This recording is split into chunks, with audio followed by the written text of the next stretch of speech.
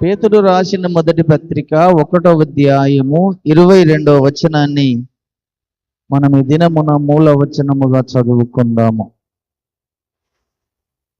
మీరు క్షయబీజము నుండి కాక శాశ్వతమగు జీవము గల దేవుని వాక్య మూలముగా అక్షయ బీజము నుండి పుట్టిన వారు గనుక నిష్కపటమైన సహోదర ప్రేమ కలుగునట్లు మీరు సత్యమునకు విధేయులవుట చేత మీ మనసులను పవిత్రపరుచుకున్న వారై ఉండి ఒకరినొకడు హృదయపూర్వకముగాను వికటముగాను ప్రేమించుడి.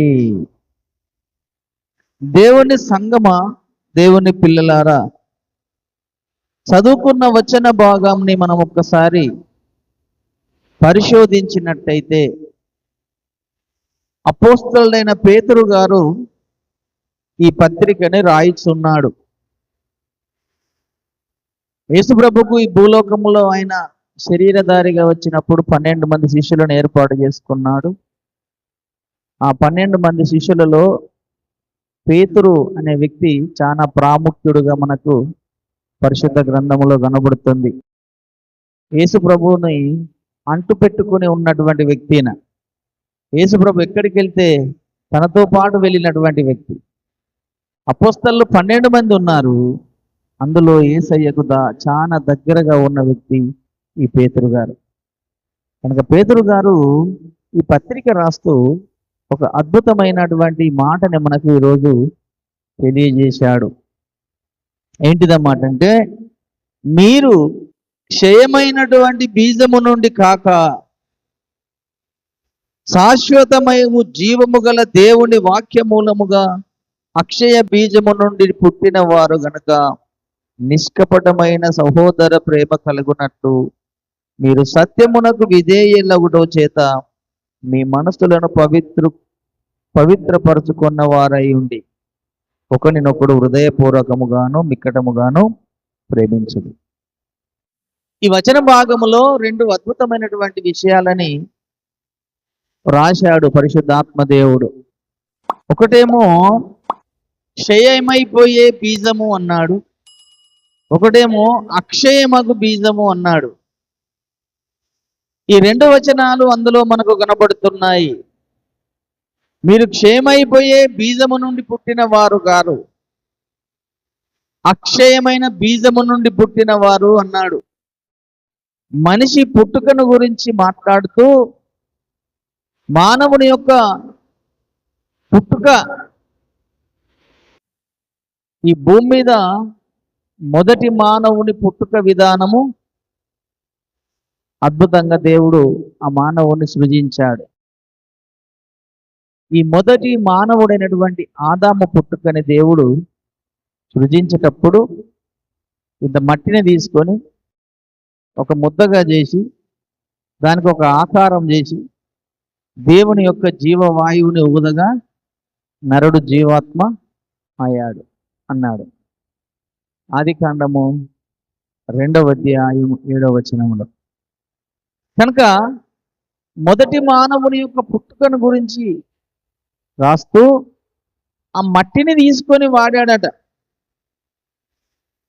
అంటే ఆ మట్టిని ఆదాము అనేటువంటి మనుషునికి ఒక శరీరము కావాలి గనుక ఆ శరీరము కొరకు ఒక మట్టిని తీసుకున్నాడు. కానీ ఆదాములోకి ఆ శరీరముతో ఒక ముద్దను చేసి రూపాన్ని చేశాడు. కానీ అందులోకి జీవాత్మను ఊదినప్పుడు ఆయన జీవించుచున్నటువంటి ఆత్మ ఆయను అన్నాడు. ఆ జీవాత్మ రానంత వరకు ఆదాము ఎక్కడున్నాడు? ఆ జీవాత్మ ఆ మట్టిలోనికి రానంత వరకు ఆదాము ఎక్కడున్నాడు? ఆదాము దేవుల్లో ఉన్నాడు. దేవునికి స్తోత్రం కలుగునుగా. కనుక ఆదాము అనేటువంటి వ్యక్తి దేవుల్లో ఉన్నాడు కనుకనే ఆ దేవుడే ఈ భూమి మీద ఒక మొదటి మనుషుణ్ణి క్షయమైపోయే శరీరముతో అతన్ని మొదట సృజించాడు. ఈ మట్టి శరీరం అంతా కూడా, ఈ లోకమంతా కూడా క్షేమైపోయే శరీరం.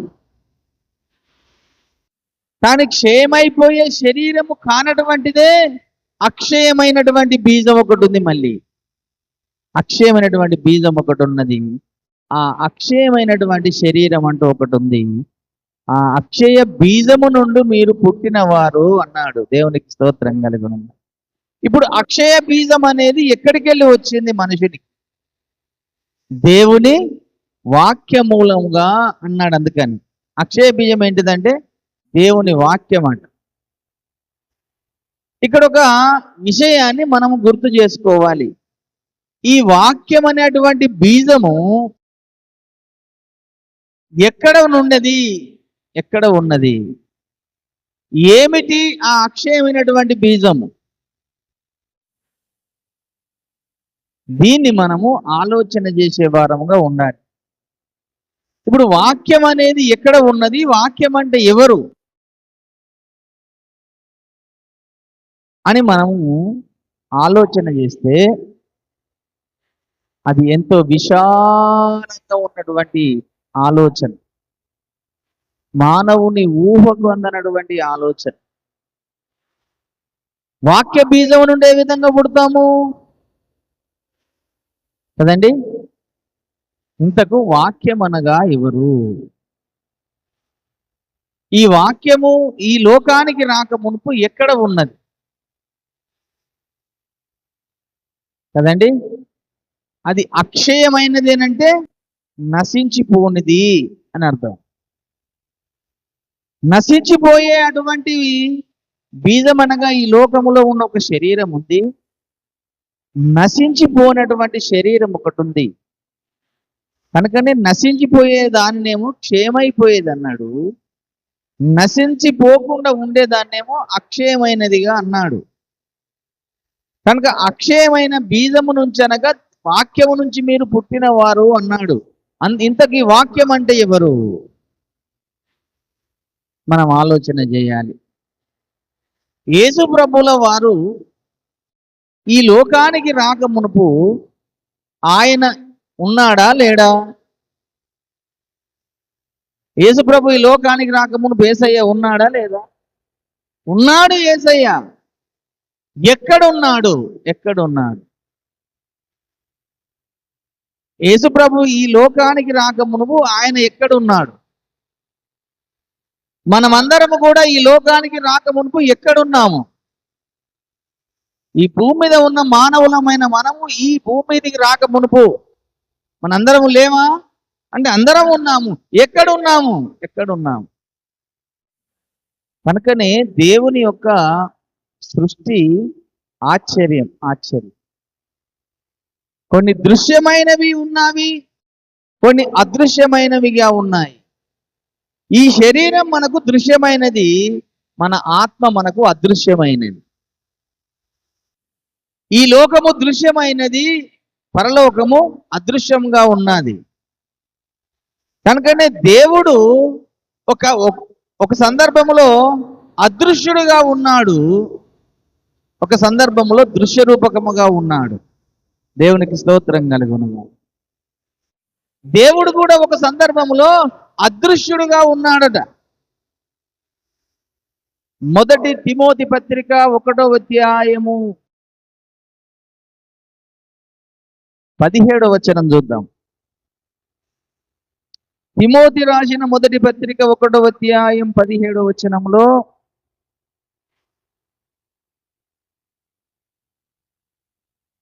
సకల యుగాలలో రాజయ్యుండి అక్షయుడును అదృశ్యుడునగు అద్వితీయ దేవునికి ఘనతయు మహిమయు యుగ యుగములు కలుగునుగాక. ఆమేన్. ఈయన ఎలా ఉన్నాడట? సకల యుగాలలో ఉన్నాడు. ఎలా ఉన్నాడు? అక్షయుడుగా ఉన్నాడు, అదృశ్యుడుగా ఉన్నాడు. అద్వితీయ దేవునికి ఘనతయు మహిమయు యుగ యుగములు కలుగునుగాక అన్నాడు. అంటే అదృశ్యుడుగా ఉన్నటువంటి వ్యక్తి దేవుడు, ఆయన అక్షయుడుగా ఉన్నాడు. మళ్ళీ అక్షయుడు అని అంటే ఇప్పుడే చెప్పాను, నశించిపోనివాడు అని అర్థం. కనుక అన్ని యుగాలలో ఆయన నివాసం చేస్తూ ఉన్నాడు. సకల యుగాలనంటే ఎన్నో యుగాలు గడిచిపోయాయి. ఆ అదృశ్యుడుగా ఉన్న దేవుడు ఒక దృశ్య రూపముగా కనబడాలని, ఒక దృశ్యుడుగా అందరికి అగుపడాలని ఆ అక్షయుడుగా ఉన్నటువంటి దేవునిలో నుంచి వాక్యము, ఆ దేవునిలో ఏముందట? దేవుడు ఉన్నాడు, ఆ దేవునిలో వాక్యమున్నది అన్నాడు. యోహాను రాసిన యోహాను సువార్త 1వ అధ్యాయం 1వ వచనంలో, యోహాను సువార్త 1వ అధ్యాయం 1వ వచనం, ఆది అందు వాక్యము ఉండెను, వాక్యము దేవుని యొద్ద ఉండెను, వాక్యము దేవుడై ఉండెను, ఆయన ఆది అందు దేవుని యొద్ద ఉండెను, సమస్తమును ఆయన మూలముగా కలిగెను అన్నాడు. ఇక్కడ ఈ వచన భాగాన్ని మనము గుర్తు చేసుకున్నట్టయితే, ఆది అందు వాక్యముండెను, వాక్యము దేవుని యొద్ద ఉండెను, వాక్యము దేవుడై ఉండెను అని అక్కడ ఒక వచనం ఆపేసి రెండో వచనంలో చెప్పుతున్నాడు, ఆయన ఆది అందు దేవుని యొద్ద ఉండెను. ఇక్కడ ఒక వ్యక్తిని మళ్ళీ మనకు పరిచయం చేస్తున్నాడు. ఆయన ఆది అందు దేవుని యొద్ద ఉన్నాడు అన్నాడు. ఆది అందు ఆయనను అని సంబోధిస్తున్నాడంటే ఎవరో ఇంకొక వ్యక్తి ఆయనలో ఉన్నాడు అని అర్థం. ఆ వాక్యమై ఉన్న దేవుడు, అదృశ్యుడుగా ఉన్న దేవుడు, అక్షయుడుగా ఉన్న దేవునిలో వాక్యం ఉన్నది. ఆ వాక్యాన్ని ఆయన బయటకు తీశాడు, ఒకరోజు బయటకు తీశాడు. ఆదిగా అంటే మొదటిగా ఆ వ్యక్తికి ఒక దృశ్య రూపాన్ని కలగజేశాడు. దేవునికి స్తోత్రం కలుగును. ఆ దృశ్య రూపమును కలగజేసిన వ్యక్తే యేసు ప్రభు. దేవునికి స్తోత్రం కలుగును. తండ్రి అయిన దేవునిలో నుంచి ఒక దృశ్య రూపముగా బయటకు వచ్చిన వ్యక్తే యేసు ప్రభు. అందరికి కనబడే విధముగా ఆయనలో నుంచి బయటకు వచ్చాడు. ఆ బయటకు వచ్చినప్పుడు ఆయనకు పేరేమిటి? ఆ తండ్రి ఏమని పేరు పెట్టాడు? ఆ బయటకు వచ్చిన వ్యక్తికి ఆ తండ్రి తనకు ఏమని పేరు పెట్టాడు అని అంటే, ఇప్పుడు చూడండి, కీర్తనల గ్రంథము అందరు తీయండి. కీర్తనల గ్రంథము 2వ కీర్తన 7వ వచనం తీయండి. కీర్తనల గ్రంథము 2వ కీర్తన 7వ వచనములో ఆ తండ్రి సెలవిస్తున్నాడు, తనను గురించి మాట్లాడుచున్నాడు.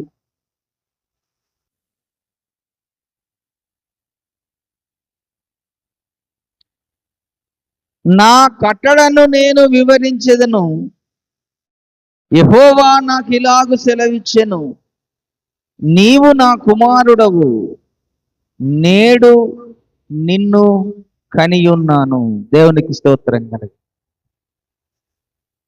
ఆ దృశ్య రూపమైన వ్యక్తిని బయటకు తీసినప్పుడు తండ్రి చెబుతున్న మాట ఏంటిదంటే, నీవు నా కుమారుడవు, నేను నిన్ను కని ఉన్నాను అన్నాడు. దేవునికి స్తోత్రం కలుగు. ఇక్కడ కన్నాను అంటున్నాడు.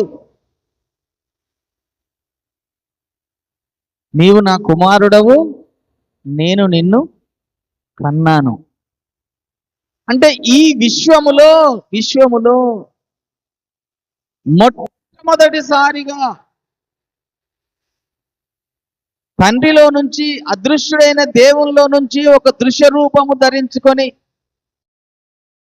ఒక ఆకారమును ధరించుకొని, అక్షయుడై ఉన్నటువంటి దేవుని, అదృశ్యుడైన దేవునిలో నుంచి ఈ బయటకు వచ్చిన వ్యక్తే దేవుని కుమారుడు అని దేవుడు సంబోధిస్తూ, నేను నిన్ను కన్నాను అన్నాడు కదండి. దీని సందర్భంలో మరొక విషయాన్ని, మరొక వాక్యాన్ని మనం గుర్తు చేసుకుంటే, సామెతల గ్రంథము 8వ అధ్యాయము 22వ వచనంలోకి రండి. ఇప్పుడు సామెతల గ్రంథము 8వ అధ్యాయము 22వ వచనాన్ని మనము చదువుకుందాము. పూర్వకాలమందు తన సృష్టి ఆరంభమున తన కార్యములలో ప్రథమమైన దానిగా యెహోవా నన్ను కలుగజేసెను. అనాది కాలము మొదలుకొని మొదటి నుండి భూమి ఉత్పత్తి అయిన కాలమునకు పూర్వము నేను నియమింపబడితిని. దేవునికి స్తోత్రం, హల్లెలూయా. పూర్వకాలమందు అన్నాడు. అందుకనే తన సృష్టి ఆరంభమున తన కార్యములలో ప్రథమమైన దానిగా యెహోవా నన్ను కలగజేసెనని. ఇది ఎవరు చెప్పుకుంటున్నారు? కుమారుడు చెప్పుకుంటున్నాడు. తండ్రి ఏమో నీవు నా కుమారుడవు, నేను నిన్ను కన్నాను అన్నాడు. ఇక్కడ కుమారుడు అయినటువంటి ప్రభువు చెప్పుతున్నాడు, యేసు ప్రభువు చెప్పుతున్నాడు, పూర్వకాలమందు అంటే విశ్వములో ఇంకా ఆరంభం అనేది ఏమి సృజించబడలేదు. విశ్వ ప్రపంచాలు సృజించబడలేదు, విశ్వ లోకాలు సృజించబడలేదు. ఏమి సృజించబడక ముందు ప్రప్రథమముగా అంటే మొదటిగా ఆయన నన్ను కలగజేశాడు అని. ఇక్కడ గమనించండి, అక్కడనేమో నేను పుట్టాను, నేను కన్నాను అన్నాడు. ఇక్కడనేమో ఆయన నన్ను కలగజేశాడు అన్నాడు. పుట్టడం అని అంటే దానికి అర్థభావం ఏమిస్తుంది? కలగజేయడం అని అంటే అర్థభావం ఏమిస్తుంది? రెండు వేరు వేరు సందర్భాలు కనబడుతుంది. పుట్టడము, కలగజేయడం అని అంటే కలగజేయడం అని అంటే అంతవరకు ఎప్పుడు ఈ విషయంలో లేకుండా అదృశ్యముగా ఉన్న దానిని ఒక దృశ్య రూపకంగా తీసుకొచ్చి కనబడే విధంగా చేయడమే కలగజేయడము. పుట్టడము అని అంటే తనలో నుంచి బయటకు తీయడము, దేవునికి స్తోత్రం కలుగును కదండి. పుట్టడం అంటే తనలో నుంచి బయటకు తీయడం. అంటే తండ్రి అయిన దేవుడు యేసు ప్రభుని తనలో నుంచి బయటకు తీసినప్పుడు కన్నాను అన్నాడు. ఆ అదృశ్యముగా ఉన్నటువంటి వ్యక్తిని ఒక దృశ్య రూపముగా చూపించినప్పుడు ఆయన చెబుతున్నమాట, ఆయన నన్ను కలగజేశాడు. అంటే దేవుని పిల్లలారా, అనాది కాలము యేసు ప్రభు అనేటువంటి వ్యక్తి ఈ భూమి మీదికి రాకమునుపు ఆయన దేవునిలో నుంచి, అదృశ్యుడైన దేవునిలో నుంచి ఒక దృశ్య రూపకముగా బయటకు వచ్చినప్పుడు అప్పుడు ఇంకా ఈ విశ్వ ప్రపంచాలేవి లేవాడు. ఆయనకు మరి ఒక పేరు ఏమై ఉన్నది ప్రభువుకు అనంటే, చూడండి, ఎబ్రీలకు రాసిన మొదటి పత్రిక, అందరు తీయండి. ఎబ్రీలకు రాసిన మొదటి పత్రిక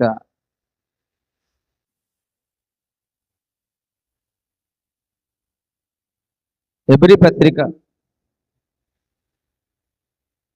2వ అధ్యాయము మొదటి అధ్యాయము 2వ వచనం చదువుతున్నాను. ఈ దినముల అంతమందు కుమారుని ద్వారా మనతో మాట్లాడెను. ఆయన ఆ కుమారునికి సమస్తమునకు వారసునిగా నియమించెను. ఆయన ద్వారా ప్రపంచములను నిర్మించెను అని చెప్పి 3వ వచనంలో ఆయన దేవుని మహిమ యొక్క తేజస్సును ఆయన తత్వము యొక్క మూర్తిమంతమునయ్యుండి తన మహత్తు గల మాట చేత సమస్తమును నిర్వహించుచు పాపముల విషయములో శుద్ధీకరణము తానే చేసి దేవదూతల కంటే ఎంత శ్రేష్టమైన నామము పొందెనో వారి కంటే అంత శ్రేష్ఠుడై ఉన్నత లోకమందు మహోన్నతుడగు దేవుని కుడిపార్శ్వమున కూర్చుండెను.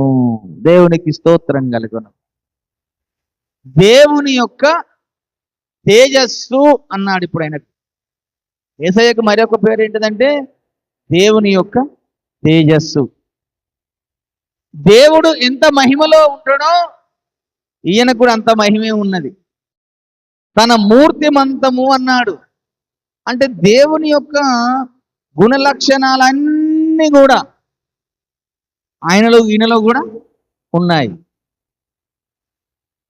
అందుకే ఆ మాట ఎంత చక్కగా రాశాడు చూడు. ఆయన దేవుని మహిమ యొక్క తేజస్సును ఆయన తత్వము యొక్క మూర్తిమంతయునయుండి. దేవుని తత్వము ఏ విధంగా ఉన్నదో యేసయ్య తత్వము కూడా అలాగనే ఉంటుంది. తండ్రి అయిన దేవునికి ఎలా అక్షయుడో ఈ కుమారుడైన యేసయ్య కూడా అలాగనే అక్షయుడు. తండ్రికి ఎంత శక్తి ఉన్నదో కుమారునికి కూడా అంతే శక్తి ఉన్నది. ఎందుకంటే తనలో నుంచి వచ్చిన వాడే కదా. ఆయన ఎంత పరిశుద్ధుడో ఈయన కూడా అంతే పరిశుద్ధుడు. కనుక దేవుని యొక్క తేజస్సు, దేవుని యొక్క మహిమ అన్నాడు. అందుకనే యేసయ్య అని చెప్పుకుంటూ కొలసి పత్రిక 1వ అధ్యాయం 15వ వచనంలో మరి ఒక మాటని మనము చూద్దాం. కొలసి పత్రికలోకి రండి. కొలసి పత్రిక 1వ అధ్యాయము 15వ వచనం చదువుతున్నాను. ఆయన అదృశ్య దేవుని స్వరూపి అయి సర్వ సృష్టికి ఆది సంభూతుడై ఉన్నాడు. దేవునికి స్తోత్రం కలుగును. ఎవరాట ఈయన? అదృశ్య దేవుని యొక్క స్వరూపివై సర్వ సృష్టికి ఆది సంభూతుడు. ఆది అనంటే మొదటివాడు, మొదటిగా వచ్చినవాడు, మొదటిగా సృజించబడ్డవాడు, మొదటిగా కన్నవాడు. ఇవన్నీ కూడా ఆయనకు వర్తిస్తుంటాయి. కనుక ఆది సంభూతుడు అని ఎప్పుడైతే ఈయనకు పేరున్నదో, ఈయనకి ఎన్ని రకాల మనం చూసుకుంటూ వచ్చాము.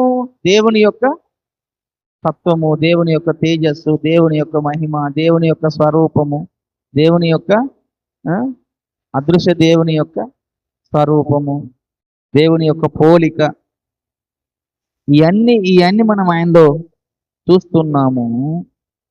అంటే దేవుని యొక్క స్వరూపి అంటే దేవుడు ఏ విధంగా ఉన్నాడో అచ్చం ఈయన కూడా దేవునిలో నుంచి ఉన్నటువంటి వ్యక్తే. అంటే ఆయనే ఈయన, ఈయనే ఆయన, ఇంకా మళ్ళీ వ్యత్యాసం ఏమి లేదు. కనుక అదృశ్య దేవుని యొక్క స్వరూపి అయి ఉండి సర్వ సృష్టికి అన్నాడు. మళ్ళీ సర్వ సృష్టి అనంటే ఈ ఒక్క సృష్టే కాదు. ఇదొక సృష్టి, మనం నివసిస్తున్న ఈ భూగ్రహము ఇదొక సృష్టి. దీనికంటూ ఇంకా ఆయన ఎన్నో సృష్టి చేశాడు, ప్రపంచాలను చేశాడు. కనుకనే ఆ మాట కింద చెబుతున్నాడు, ఏలయనగా ఆకాశమందున్నవియు భూమి అందున్నవియు దృశ్యమైనవి గాని అదృశ్యమైనవి గాని అవి సింహాసనములైనను ప్రభుత్వములైనను ప్రధానులైనను అధికారములైనను సర్వమును ఆయన యందు సృజించబడెను. సర్వమును ఆయన ద్వారాను ఆయనను బట్టి సృజించబడెను. దేవునికి స్తోత్రం కలుగును. సర్వాన్ని సృజించింది ఆయనే. అవి భూమి మీద ఉన్నవి కానీ అదృశ్యంగా ఉన్నవి కానీ ప్రభుత్వములైనను ప్రధానులైనను అధికారులైనను మరి ఏమైనను అన్నింటికి సృష్టికర్త యేసయ్యనే. దేవునికి స్తోత్రం కలుగును. ఆ సర్వ సృష్టిని చేసినటువంటి దేవుడు, సకల ప్రపంచాలను నిర్మించిన దేవుడు, సకల విశ్వాన్ని నిర్మించిన దేవుడు ఈ భూమి మీదకి రాక మునుపు ఆయన తండ్రి కుడిపార్శ్వమున కూర్చొని ఉన్నాడు. ఆయన ఇంకొక వచన భాగాన్ని చదువుదాం. ఫిలిప్పీ పత్రిక 2వ అధ్యాయము 6వ వచనం చూడండి. ఫిలిప్పి పత్రిక 2వ అధ్యాయం 6వ వచనం. ఆయన దేవుని స్వరూపమును కలిగిన వాడయుండి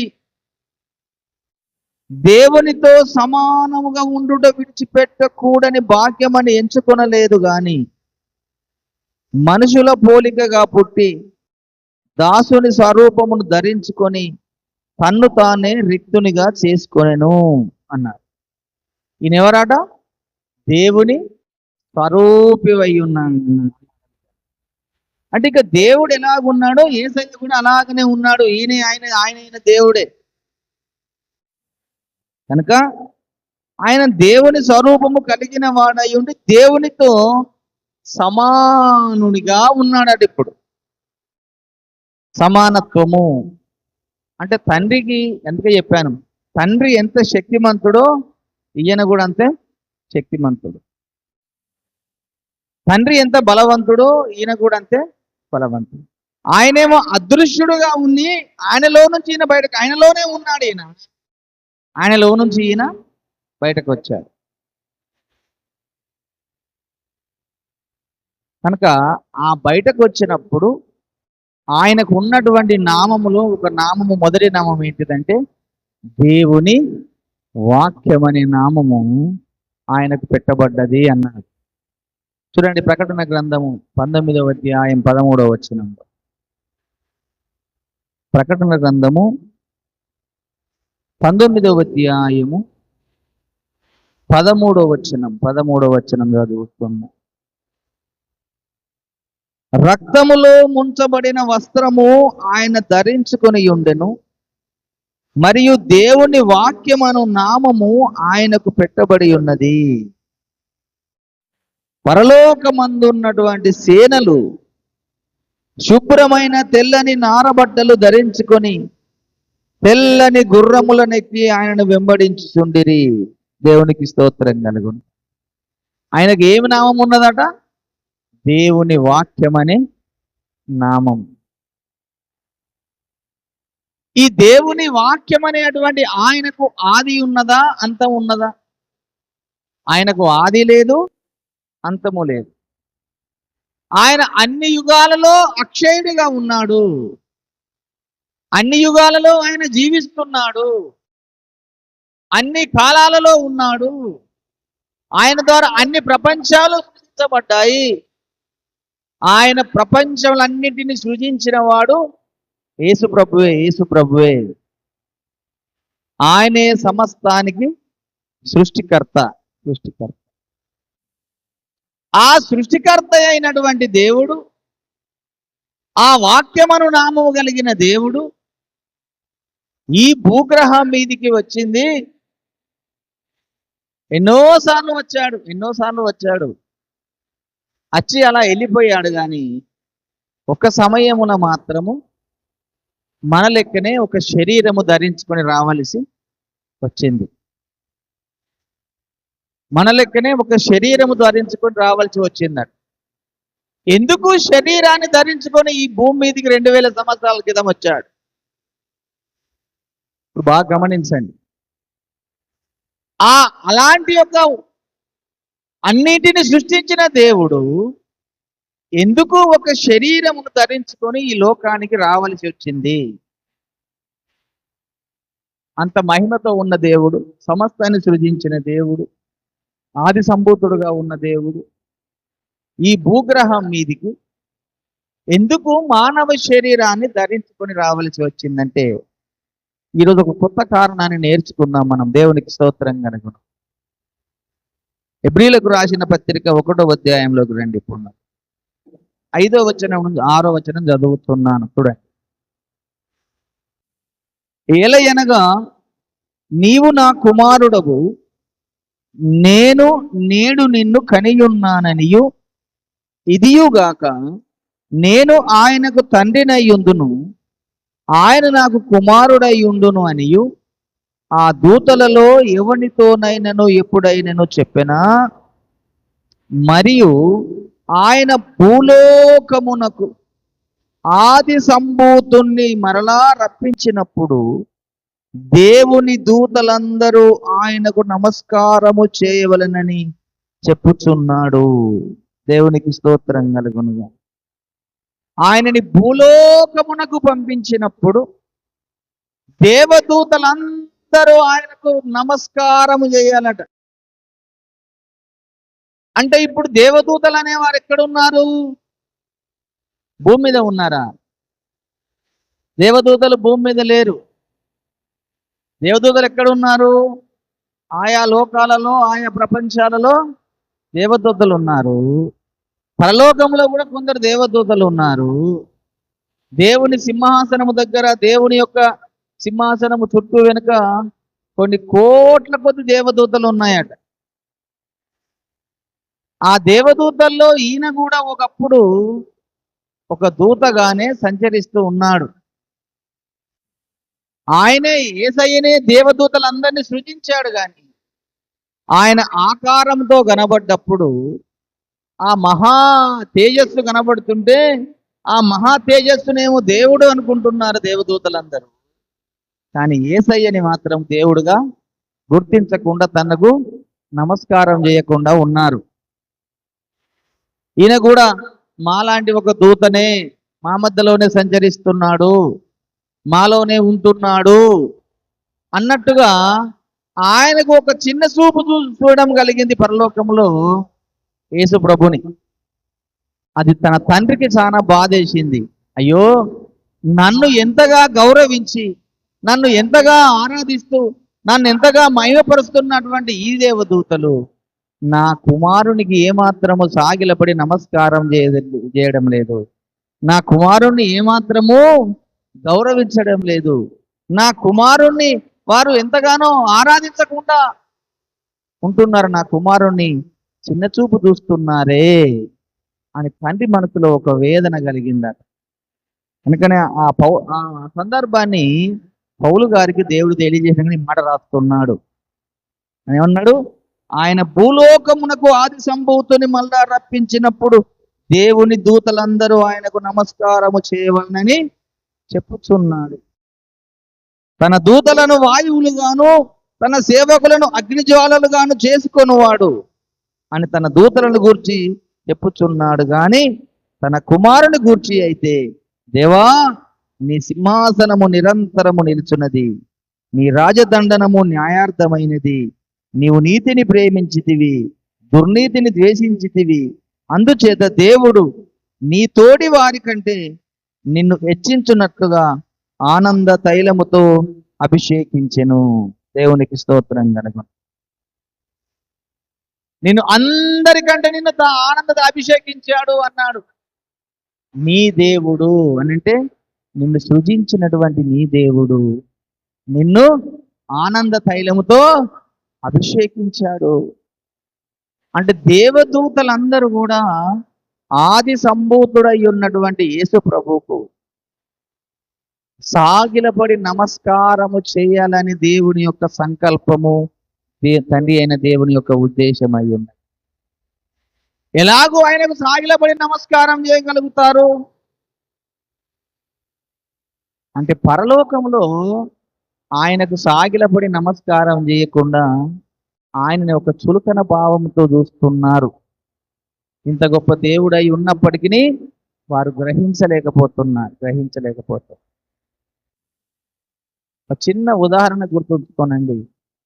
మనమందరం ఇక్కడనే కలిసిమెలిసి అందరం కలిసి ఉంటున్నాం. ఒక్కొక్కరికి దేవుడు ఒక్కొక్క ఆధిక్యతనిచ్చాడు కదండి. ఒక్కొక్క ఆధిక్యతనిచ్చాడు. ఆ ఆధిక్యతను బట్టి మనం ఎవరైనా గౌరవించుకుంటున్నామా?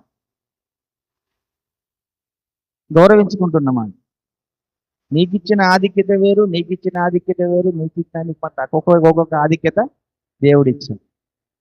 దాన్ని బట్టి మనం ఒక్కొక్కరం గౌరవించుకుంటున్నామా? అందరం ఒకటే కదా అనుకుంటున్నాం. కానీ దేవుడు అలా అనుకోడు. కనుక యేసయ్యని దేవుని దూతలందరూ సాగిలపడి నమస్కారము చేసే కారణము ఒకటి చెయ్యాలనంటే, ఆ కారణము జరిగించడం కొరకే యేసయ్యని యజ్ఞ పశువు చేశాడట దేవుడు. దేవునికి స్తోత్రం గాని. ఎందుకొరకు యజ్ఞ పశువుగా చేశాడు? ఎందుకొరకు ఆయనని చంపడానికి ప్రయత్నం చేశాడు కుమారుణ్ణి అంటే దానికి చాలా కారణాలు ఉన్నాయి.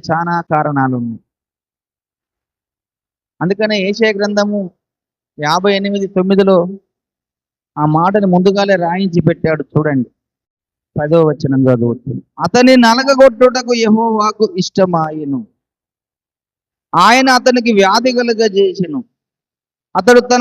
అతడు తన్ను తానే అపరాధ పాప పరిహార్థ బలిగా అతని సంతానము చూసును. అతడు దీర్ఘాయుష్మంతుడగును, యెహోవా ఉద్దేశం అతని వలన సఫలమగును. దేవునికి స్తోత్రం కలుగును. అంటే యేసు ప్రభు భూమి మీదికి రాకమునుపే పరలోకంలోనే నా కుమారుని నలగొట్టాలి, నా కుమారుని నేను చంపేయాలి అంటే చంపాలి అని అనుకున్నప్పుడు ఆయనకు ఉన్న దేహం ఏ దేహము?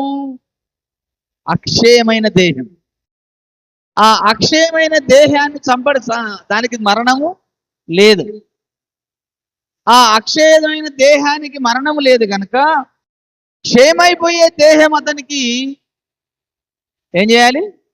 అమర్చాలి. అంటే మరణమైపోయే శరీరాన్ని అతనికి అమర్చాలి. ఆ దేహముతో ఉంటే ఆయన ఎప్పుడు కూడా చనిపోడు. ఆయన అక్షయుడు, దేవునికి మరణము లేదు కనుక ఆయన మరణము లేదు కనుక ఆ మరణము లేని శరీరమును కాస్త ఏం చేయాలి? ఆయన తన స్థానంలో దాన్ని తీసేసి మరణము కలిగిన శరీరాన్ని తనకు అమర్చాలి. ఆ మరణము కలిగిన శరీరాన్ని అమర్చడం కొరకే యేసయ్యని ఈ భూమి మీద మానవునికి ఏ శరీరం అయితే దేవుడు అనుగ్రహించాడో ఆ శరీరాన్ని తన కలగడం కొరకు ఈ భూమి మీదకి పంపించాడు. దేవునికి స్తోత్రం కలుగును. కనుకనే హెబ్రీయులకు రాసిన పత్రిక 10వ అధ్యాయం 5వ వచనంలో ఒక చక్కటి మాట రాయబడి ఉంటుంది. చూడండి, హెబ్రీ పత్రిక 5:10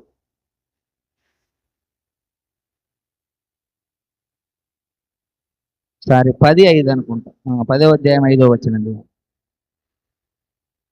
కాబట్టి ఆయన ఈ లోకమందు ప్రవేశించినప్పుడు ఇలాగు చెప్పుచున్నాడు, బలియు అర్పణయు నీవు కోరలేదు గాని నాకొక శరీరమును అమర్చితివి, పూర్ణ హోమములను పాప పరిహార్థ బళ్ళు నీకు ఇష్టమైనవి కావు. అప్పుడు నేను నీ గ్రంథపు చుట్టలో నన్ను గురించి వ్రాయబడిన ప్రకారము దేవా నీ చిత్తము నెరవేర్చుటకు ఇదిగో నేను వచ్చి ఉన్నానంటిని. బలులు, అర్పణలు, పూర్ణ హోమములు, పాప పరిహారార్థములు నీవు కోరలేదనియు అవి నీకు ఇష్టమైనవి కావనియు పైన చెప్పిన తర్వాత అన్నాడు. ఇప్పుడు చెప్పండి, ఆయన ఈ లోకానికి వచ్చినప్పుడు ఒక శరీరమును ధరించితివి తండ్రి దేవా అని ఆయన చెప్పుతున్నాడు. కనుక ఈ భూలోకానికి యేసు ప్రభువును 2000 సంవత్సరాల క్రితము ఈ లోకానికి పంపించాడు. ఒక శరీరమును అంటే మరణము గల శరీరమును ధరింపజేసి ఈ లోకానికి పంపించడాన్ని బట్టి ఈ లోకములో చెడిపోయిన మానవ జాతిని రక్షించాలని ఒక కోణం అయితే, రెండవ కోణం ఏంటిదంటే ఆయనకు పరలోకములో ఉన్న దేవదూతలందరూ కూడా సాగిలపడి నమస్కారం చేయాలట.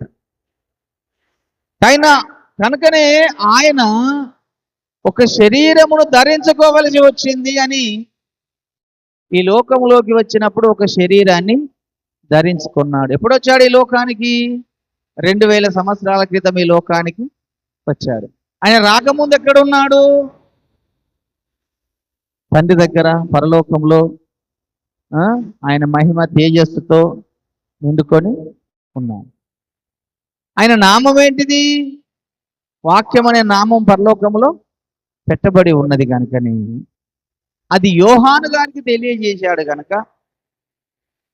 ఆ హెబ్రీ పత్రిక 10:5 ప్రకారము యోహాను సువార్త 1వ అధ్యాయం 14వ వచనం ప్రకారము మనం చూసినట్లయితే చూడండి, ఇప్పుడు యోహాను సువార్త 1:14లో మాట చెప్పుతున్నాడు. మళ్ళీ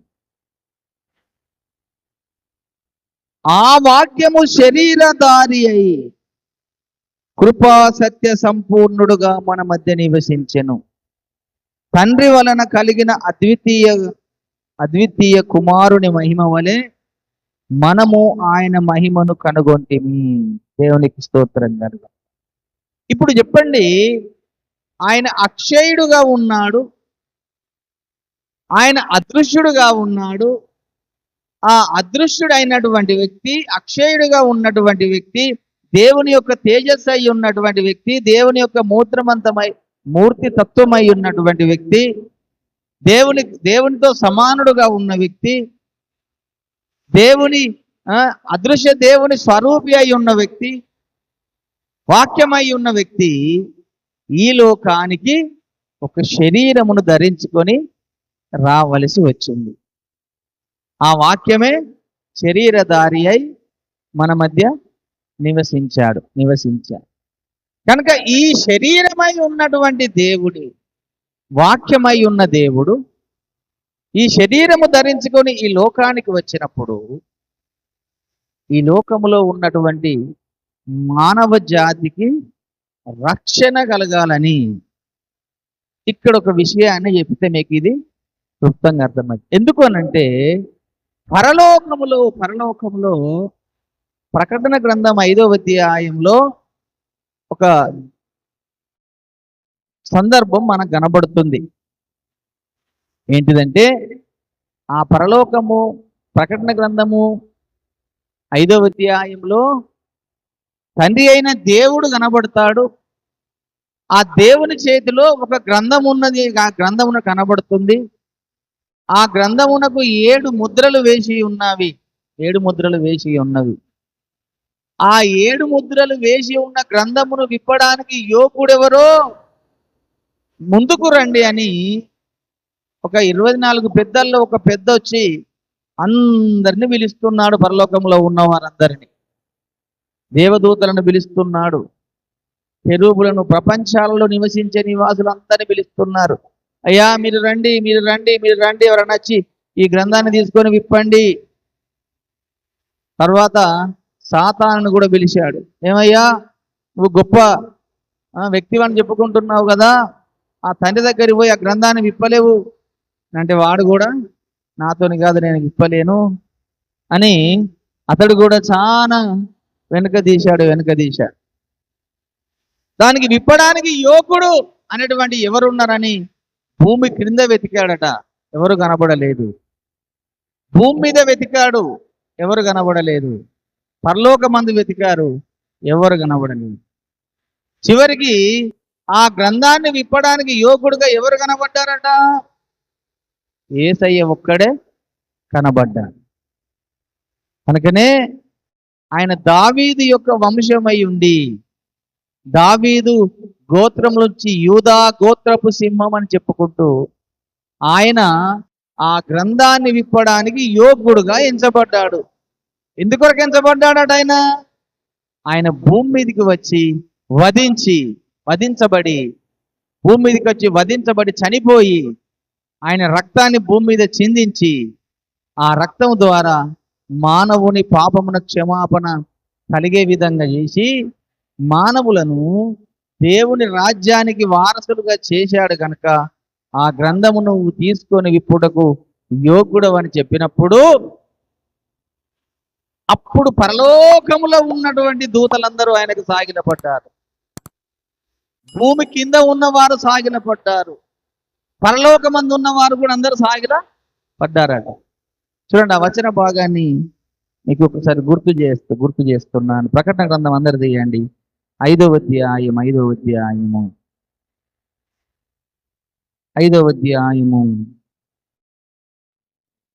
13వ వచనము చదువుతున్నా.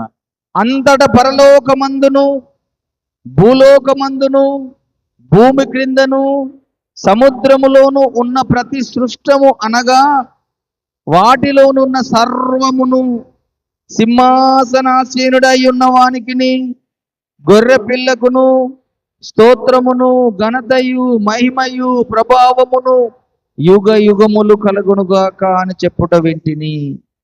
ఆ 4 జీవులు ఆమెనని చెప్పగా ఆ పెద్దలు సాగిలపడి నమస్కారం చేసిరి.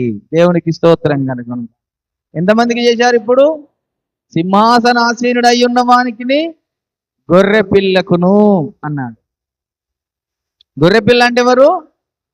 ఏసయ్య. ఏసయ్యకు సాదృశ్యమే గొర్రె పిల్ల. ఆ గొర్రె పిల్లకు కూడా వారు సాగిలపడి నమస్కారం చేశారట. ఇదే వచన భాగాన్ని కొంచెం మీద 11వ వచనం చూసినట్టయితే, మరియు నేను చూడగా సింహాసనమును జీవులను పెద్దలను ఆవరించి ఉన్న అనేక దూతల స్వరము వినబడెను. వారి లెక్క కోట్ల కొలదిగా ఉండెను. ఎవరెవరాడు ఇక్కడ ఉన్నోళ్ళు? పెద్దలు ఉన్నారు, జీవులున్నవి, సింహాసనం ఉన్నది, కోట్ల కొలది దేవదూతలు ఉన్నారు. వారి స్వరం వినబడుతుందట. వారి లెక్క కోట్ల కొలదిగా ఉన్నదట. వారు ఏమని చెబుతున్నారు? వారు వధింపబడిన గొర్రె పిల్ల శక్తియు ఐశ్వర్యమును జ్ఞానమును బలమును ఘనతయు మహిమయు పొందనర్వుడవు అని గొప్ప స్వరముతో చెప్పుచుండిరి. దేవునికి స్తోత్రం కలుగును. పరలోకంలో 24 పెద్దలు సాగిలపడ్డారు. 4 జీవులు చెప్పుతున్నాయి ఇప్పుడు. తర్వాత కోట్ల కొద్ది దేవదూతలు కూడా సెలవిస్తున్నాయి. గొర్రె పిల్ల యొక్క శక్తియు బలమును ఐశ్వర్యమును జ్ఞానమును నీవే పొందనర్హుడమై ఉన్నావయ్యా అని సింహాసనాసీనుడై ఉన్న వ్యక్తికి గొర్రె పిల్లకును ఏసయ్యకును సాగిలపడి నమస్కారము చేస్తున్నారు. భూమి మీద ఉన్నవారు కానీ భూమి కింద ఉన్నవారు కానీ పరలోకమందు ఉన్నవారు కానీ అందరు కలిసి ఆయనకు సాగిలపడి నమస్కారము చేసే స్థితికి తండ్రి అయిన దేవుడు కుమారుని తీసుకొచ్చి కారణం ఏంటిదంటే, ఆయనని మానవ శరీరముగా ఈ భూమి మీదకి పంపించాడు గనక. ఆ మానవ శరీరంతో వచ్చి ఈ భూమి మీద మానవ జాతి పాపముల నిమిత్తమై ఆయన చనిపోయి మనుషులందరినీ ఆయన రక్షించాడు. కనుక ఆయన భూమి మీదకి వచ్చాడు కనుకనే ఆయన శరీరము ఈరోజు నీకు దొరికింది.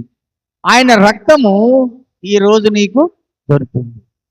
ఆ రక్తము ద్వారా ఆ శరీరము ద్వారా నీకేమొచ్చింది? నీ శరీరానికి అక్షయ బీజము వచ్చేసింది. దేవునికి స్తోత్రం కలుగు. క్షయమైపోయే బీజము లేదు నీలో. ఇంకా ఈ మట్టి శరీరం అనే బీజము చచ్చిపోయింది, లేకుండా అయిపోయింది. ఈ మట్టి శరీరం అనే బీజం పోయి క్షయమైపోయే బీజం పోయి అక్షయమయ్యేటువంటి బీజము నీలోనికి వచ్చింది. ఎందుకంటే దేవుని రక్తము నీలోనికి వచ్చింది, దేవుని శరీరము నీలోనికి వచ్చింది కనుక ఈ శరీరం ఏమైపోయిందంటే ఇప్పుడు క్షయమైపోయేదా అక్షయమైపోయేదా? అక్షయమైన శరీరము నీకు, అక్షయమైన దేహము నీకు వచ్చింది అనంటే అది కేవలము వాక్యం అనే దేవుడు ఒక శరీరాన్ని ధరించుకొని ఈ లోకానికి వచ్చాడు కనుక ఆయన రక్త శరీరం ఈ లోకం వచ్చి ఆయన రక్తాన్ని శరీరాన్ని ఈ భూమి మీద దారబోసాడు కనుక ఆ రక్తాన్ని బట్టి ఆ శరీరాన్ని బట్టి మనకు దొరికిన గొప్ప ధన్యత ఏంటిదంటే నీవు అక్షయమైన బీజము నుంచి పుట్టినవాడవు. దేవునికి స్తోత్రం కలుగు. క్షయమైపోయే బీజము నుంచి నువ్వు పుట్టిన వ్యక్తివి కాదు. క్షయమైపోయే బీజం నుంచి పుట్టిన వ్యక్తి ఎవరంటే ఆదాం మట్టి నుంచి పుట్టినవాడు కదా ఆయన. కనుక మట్టి నుంచి పుట్టినటువంటి బీజము మట్టిలోనే కలిసిపోతుంది. కానీ ఇప్పుడు నువ్వు మట్టి నుంచి పుట్టిన బీజం కాదు, వాక్యం. మనం మూలవచనములో ఇప్పుడు రండి, పేతురు రాసిన మొదటి పత్రికలు మూలవచనం రండి.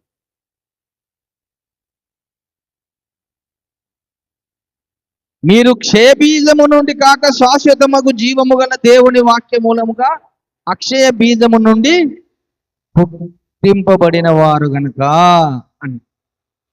దేవునికి స్తోత్రం. ఎలా పుట్టారు అంటే మీద చెబుతాడు. ఇప్పుడు చూడండి, ఆ మీద చూడండి, మీ మీద చూడండి. 18వ వచనం చదువుతున్నాను. పితృపారంపర్యమైన మీ వ్యర్థ ప్రవర్తనను విడిచిపెట్టున్నట్లుగా వెండి బంగారముల వంటి క్షయ వస్తువుల చేత మీరు విమోచించబడలేదు గాని అమూల్యమైన రక్తము చేత, అనగా నిర్దోషమును నిష్కలంకమునగు గొర్రెపిల్ల వంటి క్రీస్తు రక్తము చేత విమోచించబడతాడని మీరు ఎరుగుదురు కదా. ఆయన జగత్తు పునాది వేయబడక మునిపే నియమింపబడెను గాని తన్ను మృతులలో నుండి లేపి తనకు మహిమనిచ్చిన దేవుని ఎడల తన ద్వారా విశ్వాసులైన మీ నిమిత్తము కడవరి కాలమందు ఆయన ప్రత్యక్షపరచబడెను కాగా మీ విశ్వాసమును నిరీక్షణయు దేవుని యందు ఉంచబడి ఉన్నది. దేవునికి స్తోత్రం కలుగు. క్షేమైపోయేటువంటి మీ పితృపారంపర్య ఆచారములు కొన్ని ఉన్నాయి. ఆ ఆచారాలు ఏంటి అంటే, మనము వెండి బంగారముల చేత కొన్ని చేసుకొని, ప్రతిమలు చేసుకొని వాటికి నమస్కారం చేస్తున్నాము. ఆ నమస్కారం చేసే అవి మీకు నిత్య జీవం అయ్యాయి, నిత్యరాజ్యం అయ్యాయి. వాటికి సంబంధించింది మీరు యుద్ధ చేసినా అది మీకు శాశ్వతమైనటువంటి నిత్య జీవం ఇచ్చేది కాదు. కానీ కొంతమంది అలా చేస్తున్నారు కదా, ఇప్పుడు అది వాళ్ళకు నిత్య జీవము నిత్య రాజ్యం లేదు. కానీ నిర్దోషమైనటువంటి నిష్కపటమైనటువంటి క్రీస్తు రక్తము మీలోనికి వచ్చేసింది. మీరు క్షయ బీజము నుంచి కాక అక్షయ బీజము నుంచి పుట్టిన వారు గనక ఆ గొర్రెపిల్ల రక్తము చేత, ఆ రక్తము మీ దేహంలోనికి వచ్చింది, శరీరం మీ దేహంలోకి వచ్చింది కనుక మీరు అక్షయత కలిగి ఉన్నారు. క్షేద కలిగిలేం. మనం క్షయమైన వారమా అక్షయమైన వారమా అంటే మనము అక్షయమైన వారము. మన దేవుడు అక్షయుడు. మన దేవుడు క్షేమైపోయే దేవుడు కాదు. ఆయన యుగ యుగములు జీవిస్తున్నటువంటి వాడు. ఆ దేవుని యొక్క రక్తము శరీరము మనలోనికి వచ్చింది కనుక మనము కూడా అక్షయతను ధరించుకొని ఉన్నాము. క్షేమైపోయే వారము కాదు మనము. కనుకనే ఈ లోకంలో యేసుప్రభు ఉన్న కాలంలో ఆ పుట్టుకను గురించి నికోదేముతో ఒక మాట చెప్తాడు. చూడండి, యోహాను సువార్త 3వ అధ్యాయములో ఒక మాట చెప్తాడు. చూడండి, యోహాను సువార్త 3వ అధ్యాయం 6వ వచనం చదువుతున్నాడు. శరీర మూలముగా జన్మించినది శరీరమును, ఆత్మ మూలముగా జన్మించినది ఆత్మయునై ఉన్నది. చూసారండి, అంటే శరీర మూలముగా జన్మించే వారందరూ కూడా శరీరమును ధరించుకునే పుడుతున్నారు. ఆత్మ మూలంగా జన్మించిన వారందరం కూడా ఆత్మను ధరించుకొని పుడుతున్నారు. ఈ ఆత్మ మూలంగా జన్మించిన వారు ఎవరమయ్యానంటే ఆ దేవాది దేవుడైనటువంటి యేసయ్య పిల్లలమందరము ఆత్మ మూలంగా జన్మించబడ్డాం. ఈ యేసయ్య జన్మ కారణానికి ఆత్మ మూలంగా ఏ విధంగా జన్మించాడు అనే దానికి ఇక్కడ ఒక విషయాన్ని మీకు గుర్తు చేస్తే అర్థమవుతుంది కదండి. గాబ్రియేలు దూత మరియమ్మ దగ్గరకు వచ్చింది. వచ్చి, అమ్మా మరియమ్మ నీకు శుభమవును గాక అని పలికింది. అప్పుడు మరియమ్మ ఏమంటుంది? అయ్యా ఏంటి నా శుభవచనము అని అడిగింది. నువ్వు గర్భము ధరించబోతున్నావమ్మా అని అన్నది మళ్ళా దేవదూత, గాబ్రియేలు దూత. అప్పుడు ఆమె ఏమంటుంది? అయ్యో నేను పురుషుణ్ణి ఎరగని దానని, ఇది ఎలా సాధ్యము అని అన్నది. అప్పుడు ఏమన్నది మళ్ళీ దేవదూత? ఏమన్నాడు? అమ్మా నువ్వు పుట్టబోయే శిశువు పరిశుద్ధుడు గనక పరిశుద్ధాత్మ నిన్ను కమ్ముకుంటుంది అన్నాడు. దేవునికి స్తోత్రం కలుగును. నిన్ను కమ్ముకునే వ్యక్తి ఎవరు అనుకుంటున్నావు? పరిశుద్ధాత్మ నిన్ను కమ్ముకుంటాడు. ఆ పరిశుద్ధాత్మ వల్ల నువ్వు గర్భం ధరించబోతున్నావు. నీకు పుట్టబోయే శిశువు పరిశుద్ధుడుగా పుడతాడు. ఆయన మానవ జాతి పాపములందరి నుంచి విడుదల కలిగిస్తాడు. దేవునికి స్తోత్రం కలుగును. అక్షయుడగు దేవుడు ఒక శరీరమును ధరించుకోవడానికి పరిశుద్ధాత్మ దేవుని ద్వారా పుట్టబడి, ఆ పరిశుద్ధాత్మ దేవుని ద్వారా జన్మించి ఈ లోకానికి వచ్చి ఆయన అమూల్యమైన రక్తాన్ని భూమి మీద చిందించి ఆ రక్తం ద్వారా మానవ జాతి అందరినీ కొనుక్కొని వారికి ఏం చేస్తున్నాడు? అక్షయతలోకి తీసుకెళ్తున్నాడు. దేవునికి స్తోత్రం కలుగు. ఆ వాక్యమై ఉన్న మీరు వాక్యమే యేసయ్య కనుక యేసయ్య ద్వారా పుట్టినవారు అని అర్థం. హల్లెలూయా. ఆ కనుక వాక్యము ద్వారా మనము జన్మించబడ్డాము. ఆ యేసయ్యను ఎందరు అంగీకరిస్తారో వారందరూ దేవుని కుమారులకు ఆయన అధికారము అనుగ్రహించాడట.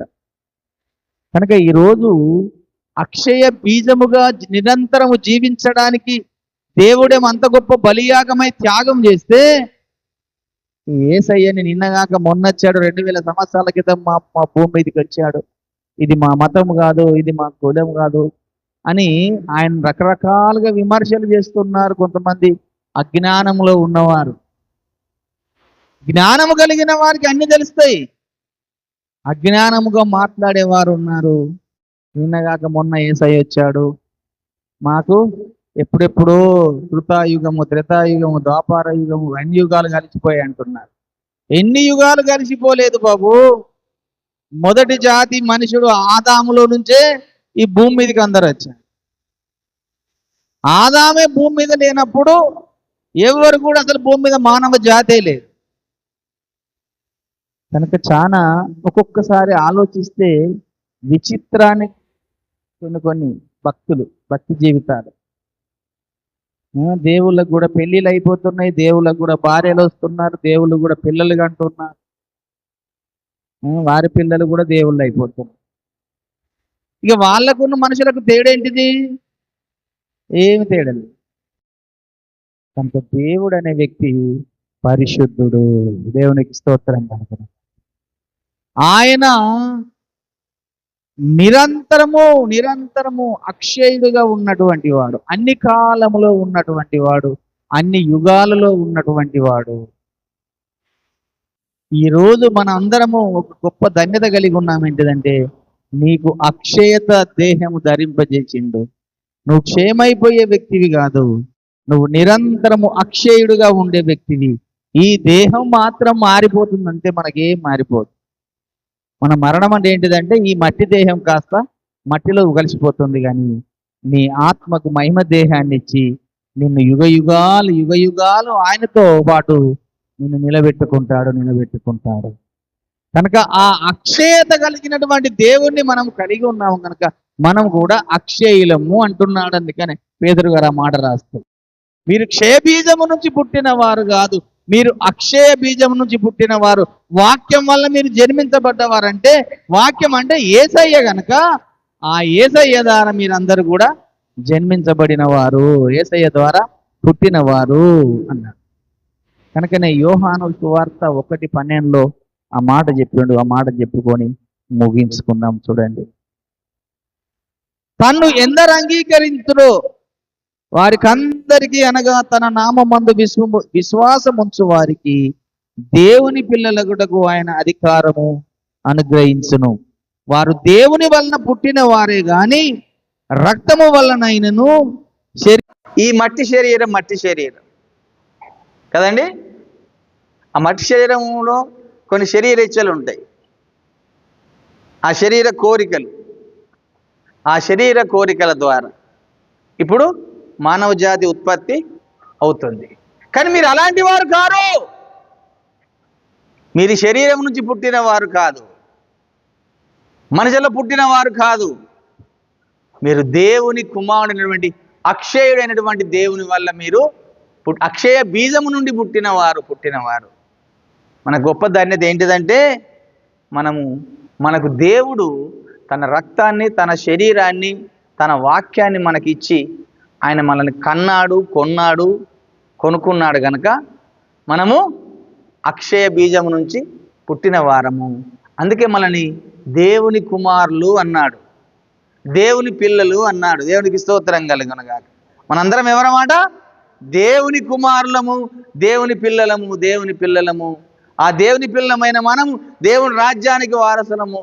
యుగ యుగాలు మన దేవుడు రాజ్యాధికారం చేస్తే ఆ రాజ్యంలో మనముండి ఆయనతో పాటు యుగ యుగాలు జీవిస్తాం. కనుక ఆ పరిశుద్ధాత్మ దేవుడు పేతురు గారికి రాయించినటువంటి ఆ మూల వచనములో మీరు క్షయబీజము నుంచి పుట్టిన వారు కారు అన్నాడు. అక్షయ బీజము నుంచి పుట్టిన వారై మీరు ఉన్నారు, వాక్యము ద్వారా మీరు పుట్టిన వారై ఉన్నారు అన్నాడు. కనుక మనందరము వాక్యం అనే దేవుని ద్వారా, యేసయ్య ద్వారా మనందరము పుట్టాము, మనల్ని జన్మింపజేసుకున్నాడు. కనుక మన దేవుడు అక్షయుడుగా ఉన్నట్టుగా మనల్ని కూడా అక్షయులుగా చేసి తన రాజ్య వారసులుగా చేసుకొని యుగ యుగాలు ఆయనతో మనల్ని జీవింపజేయునుగాక. ఈ కొద్ది మాటలు దేవుడు దీవించునుగాక. ప్రార్థన చేసుకుందాం.